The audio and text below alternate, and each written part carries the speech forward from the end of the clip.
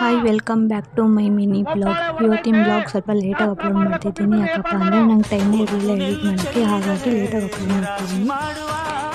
ನಮ್ಮ ತೆಂಗಿನ ತೋಟ ಹಿಂಗಾರು ಹೊಡೆದಿತ್ತು. ಹಿಂಗಿದ್ರು ಹಬ್ಬ ಅಲ್ಲ, ಪೂಜೆ ಮಾಡಿಬಿಡೋಣ ಅಂತ ನಾನು ಹೇಳ್ತಿದ್ದು. ಪೂಜೆ ಮಾಡೋಣ ಅಂತ ತೋಟಕ್ಕೆ ಬಂದಿದ್ವಿ. ಹಾಗೆ ಪೂಜೆ ಎಲ್ಲ ರೆಡಿ ಮಾಡಿಕೊಂಡು ಪೂಜೆ ಎಲ್ಲ ಮಾಡ್ತಾ ಇದ್ವಿ. ಈ ಅಡಿಕೆ ಮರ ಮತ್ತು ತೆಂಗಿನ ಮರ ಹಿಂಗಾರು ಹೊಡೆದಾಗ ಸಾಮಾನ್ಯವಾಗಿ ಎಲ್ಲರೂ ಸೀರೆ ಉಡಿಸಿ ಪೂಜೆ ಮಾಡೋದು. ಆ ಸೀರೆ ಉಡಿಸೋದ್ರಿಂದ ಏನು ಬೆನಿಫಿಟ್ಟಪ್ಪ ಹೆಣ್ಮಕ್ಳಿಗೆ ಅಂತ ಅಂದರೆ, ಅದು ಯಾರು ಪೂಜೆ ಮಾಡಿರ್ತಾರೋ ಅವರೇ ಆ ಸೀರೆ ಉಟ್ಕೋಬೇಕು ಅಂತ ಸಾಮಾನ್ಯವಾಗಿ ಎಲ್ಲರೂ ಹೆಣ್ಮಕ್ಳೇ ಪೂಜೆ ಮಾಡೋದು, ಮನೆ ಹೆಣ್ಮಕ್ಳು. ಹಂಗಾಗಿ ಅದೊಂದು ಖುಷಿ, ಒಂದು ಸೀರೆ ಸಿಗುತ್ತಲ್ಲ ಅಂತ ಒಂದು ಖುಷಿ ಅಷ್ಟೇ ನಮಗೆ. ಚಂದ್ರು ನೋಡೋ ಹಬ್ಬ ಇರೋದ್ರಿಂದ ನನ್ನ ತಂಗಿ ಮಧ್ಯಾಹ್ನದಿಂದ ಸೀರೆ ಉಟ್ಕೊಂಡು ನಡಾಡ್ತಿದ್ದಾಳೆ. ಎಲ್ಲರಿಗೂ ಕಂಕಣ ಕಟ್ಟಿ ಪೂಜೆ ಮಾಡೋಕ್ಕೆ ಸ್ಟಾರ್ಟ್ ಮಾಡಿದ್ದೀನಿ.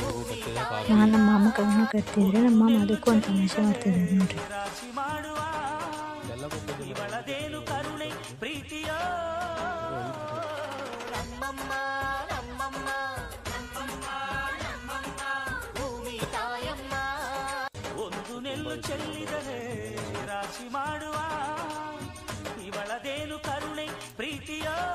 ಫೈನಲಿ ಪೂಜೆ ಅಂತೂ ರೆಡಿ ಆಯಿತು. ಪೂಜೆ ಆದಾದಮೇಲೆ ನಾನೇ ಹಿಂದ್ಗಡೆ ಎಲ್ಲ ಬೆಳೆದು ಪೂಜೆ ಮಾಡ್ತಿದ್ದೆ.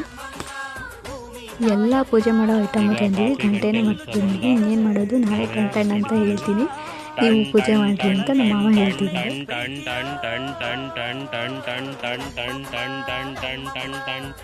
ಈಗ ಬೇಡ್ಕನ ಫೇಸು ಒಂದೊಂದ್ರಾಗ 10 ಕಾಯಿ ಬಿಡಲಿ ಅಂತ ಬೇಡ್ಕೊಂತಾಳೆ, ಒಂದೊಂದ್ರಾಗ ಒಂದು ಕಾಯಿ ಬಿಡ್ಬಾರ್ದು ಅಂತ ಬೇಡ್ಕೊಂತಾಳೆ. ಯಾಕೆಂದ್ರೆ ನಮ್ಮಕ್ಕ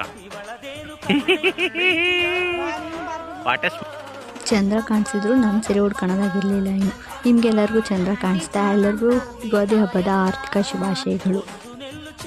ನಾನು ಬೇಗ ಬೇಗ ಸೀರೆ ಉಟ್ಕೊಂಡು ನಮ್ಮ ಅಜ್ಜಿ ನಮಸ್ಕಾರ ಮಾಡಿ ನಮ್ಮ ಅಜ್ಜನ ಜೊತೆ ಒಂದು ಫೋಟೋ ತೊಗೊಂಡು ನಮ್ಮ ಮಾಮನ ಜೊತೆ ಒಂದು ಫೋಟೋ ತೊಗೊಂಡು ಅಲ್ಲಿಂದ ಎಲ್ಲರೂ ದೇವಸ್ಥಾನಕ್ಕೆ ಬಂದ್ವಿ. ದೇವಸ್ಥಾನಕ್ಕೆ ಹೋಗಿ ದೇವ್ರಿಗೆ ನಮಸ್ಕಾರ ಹಾಕಿ ಎಲ್ಲರಿಗೂ ಒಳ್ಳೆಯದಾಗಲಿ ಅಂತ ಕೇಳಿಕೊಂಡು ಸೀದಾ ಮನೆಗೆ ಬಂದ್ವಿ.